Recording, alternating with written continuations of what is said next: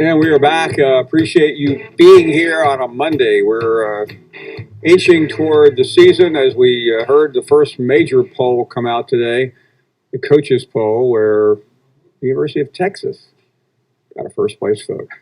We blame it on our next guest, except he didn't vote in the coaches poll. Michael Brent joins us. How are you? It's been too long. What's going on? Hey, doing great, Paul. And yes, I was not the one that voted Texas. I wouldn't even put them in the top 25, nonetheless, number one in the country. Oh, my goodness. You're going to upset Nick Saban by saying that. He's going to try to build Texas up for that second week in Austin. Right. And Texas does not deserve to be ranked. I'll say that now. And they don't deserve to be ranked when they lose by about 45 points. I don't think it'll be a 50-point ball game, but I think it'll be pretty close to that. A 45-point game. So Michael coming out with fire. What else? I'm raising my arms and like what else is new? So I haven't seen you in a few weeks. You were always on fire. What is motivating you these days to light the torch? Well, kind of like Nick Saban, I'm over here in a rebuilding. I may have the number one rated SEC podcast out there, but it's a rebuild year over here in Nashville, my home base. I have to ask you this. I read something the other day. I think it was maybe Dan Patrick or Rich Eisen. I really don't remember which. I think it was Patrick who talked about, in rather disparaging terms, how everyone he knows now, I think he was speaking of Keith Olbermann, has a podcast. And I say that because there are, they are like amoebas, are they not? Which I wonder, and I realize yours is a little bit different. It's not just let me grab somebody and do a podcast. But how do you live in that space that is getting very overcrowded these days? Yeah, you're right on the money, Paul. And I'm just fortunate enough now that we live in an era to where, hey, I've worked for the big media outlets. I've worked for NFL.com. I've worked for FoxSports.com. I don't need them now. And believe it or not, I make more money now on my own than I do working for them. But it is, like you said, it's a crowded space. And I may be telling on myself a little bit here, but there's nothing special about what I'm doing. I'm just putting in the work. I'm putting in the hours. And literally anybody listening to this right now, if they need a pick-me-up, they could do what I do. I just go out there and put out the work. And, heck, I even help them get off the ground. So it's a wild era we're living in here, Paul, but if you put in the work, a lot of people will start listening to you, and that's where we're at with my show. Michael, I really like your confidence, and you back it up. So, not that you're offering a tutorial to many out there who are saying, I got my own podcast. What do you do that you think differentiates you from the average bear? Well, really, at our show, that SEC podcast, we truly believe we're the only ones that cover the SEC like it deserves. We had people calling us out, Paul, when old Chad Morris was up there at Arkansas. They said we talked more Razorback football than we did at Alabama Crimson Tide, which was on to number 6 national championship down there. But that's what you got to do because the SEC is just so full of these rabid fan bases. I say one bad thing about Kentucky, I got to hear about it for a month. I say one bad thing about A&M, I got to hear about it for a month.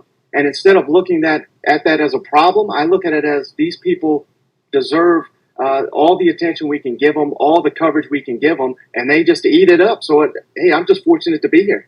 We went through a period and happened where I work as well, where we were in a literal hot take environment where not only were there too many hot takes, they sounded contrived. How do you, I don't mean to put you on the spot here, but how do you avoid getting that perception that, this guy's just saying it to get whatever? Well, I may certainly be guilty of that on your show, Paul, but you've got a wide audience here. I'm trying to get the message out, but, you can't do that. I don't want to name names, but there are people in our industry, for sure, it seems like they do that. All right, Skip Bayless is the number one. People call me SEC Skip now. You tune into the show 5 days a week, sometimes 6. You're not going to get nothing but an hour of hot takes. You're going to get an hour of full coverage. Now, when I'm on the Paul Finebaum show, maybe I do have some fire takes. Just get the word out there on the show. They may hate me, but they keep my name in their mentions, and it does well for my business.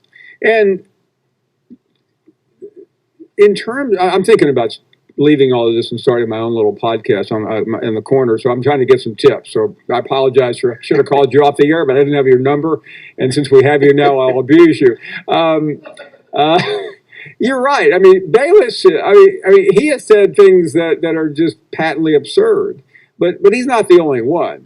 Closer to the space that we're in right now, which is the SEC.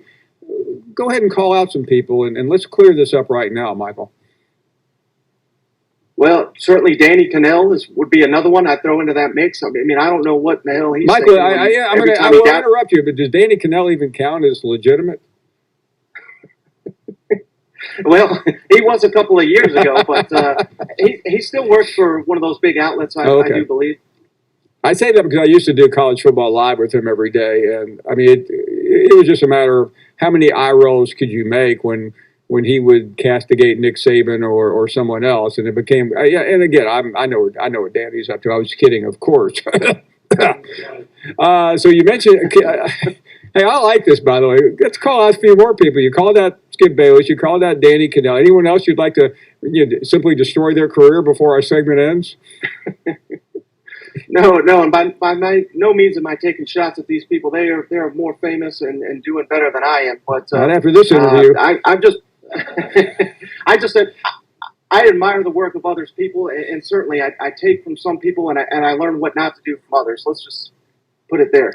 Well, I respect that Mike, Michael. I really do, because you do it in a way that, I mean, some people are. I mean, you see it a mile away.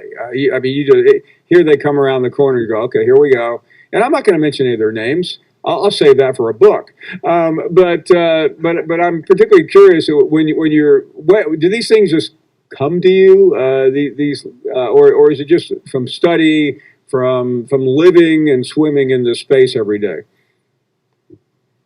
No, certainly. I mean, I think you have to delve deep into just all the college football coverage, and that's kind of what we do. Like I said, we hit on all 14 SEC programs, and I don't want to call out your employer, but I don't know if they do that as well as they should. No, you know what I mean? Not. So that's exactly what we're trying to do, and if we listen to the common fan, we interact with the fans. They are free to DM me whenever we can, and we interact with all of them. I mean, someone like yourself, someone like Kurt Herbstreit, if a casual fan DMs them, I would be surprised if you're getting back to those people. But that's what you got to do when you're building an audience, when you're building it up. And we learn from all those experiences, and people really do stick with you if you give them the time of day.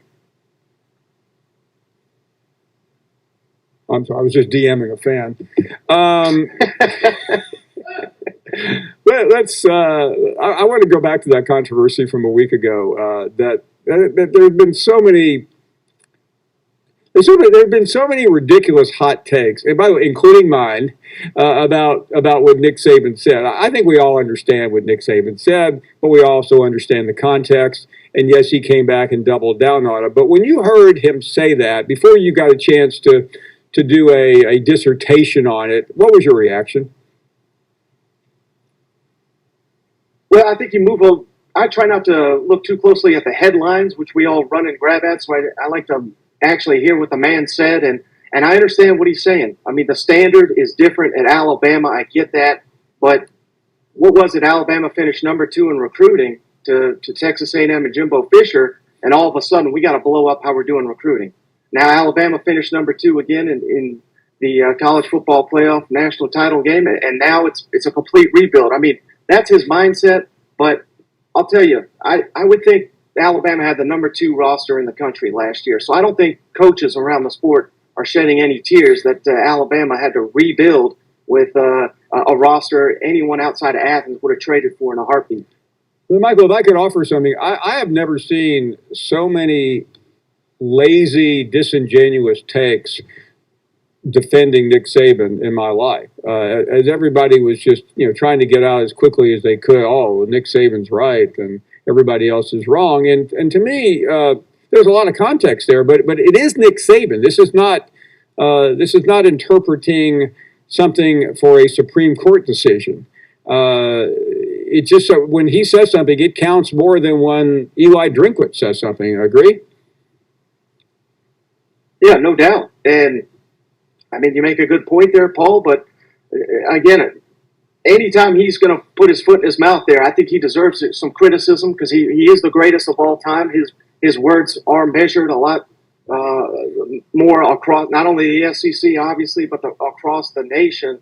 But certainly, a lot of people seem to be covering Nick Saban any and every opportunity they have, and that includes his feud there he had with Jimbo Fisher. I thought a lot of people jumped quickly on Nick Saban, and then they turned it on Jimbo. Whereas, again, I don't think any of that would have happened if not for Nick Saban, who people claim, he was saying that to a closed room, but there was cameras there, and he had a microphone in front of his face. What did you think of what Jimbo Fisher said though a couple weeks ago, where he was sitting with us and he said yeah, he said Saban's in here 2 days ago and there's not a single question about the brouhaha, and the first 4 questions asked to me are about Nick Saban, and they're all from the state of Alabama, and I think he even called out AL.com, the well-known website there, is where most of the questions were emanating. I thought that was a pretty interesting tactical point that Jimbo Fisher made. Not about Nick Saban, but about the media. Yeah, I mean, I thought they had moved it out of Alabama. We were down there in Atlanta, but it certainly felt like we were in Alabama when Jimbo was up there. But, hey, he's got a point. Lane Kiffin, same thing. First question right out the gate. They asked him about calling trick plays for Nick Saban. So, hey, there's a reason that there's so much coverage down there in the great state of Alabama. It's just because those fans are all in, not only on Alabama, but, of course, Auburn. And that's where you get the Brian Harson's saga. Had that, again, you point to Eli Drinkowitz. Had Drinkowitz went through a similar situation as Harson, it would have been news, but I don't think it would have taken over the sport like it did for a couple weeks there. You mentioned earlier as we close down, and we'll talk more inside baseball at another time, but you mentioned the top 25 and you broke down where other programs are ranked. And I was surprised. I mean, you got South Carolina at 46, not you, but the coaches. In going through all the programs that would theoretically show up, which ones do you think they got where did they miss the most? Where did the coaches miss the most? I'll tell you, Paul, it's a team that not a lot of people are talking about right now, but they should be Mississippi State.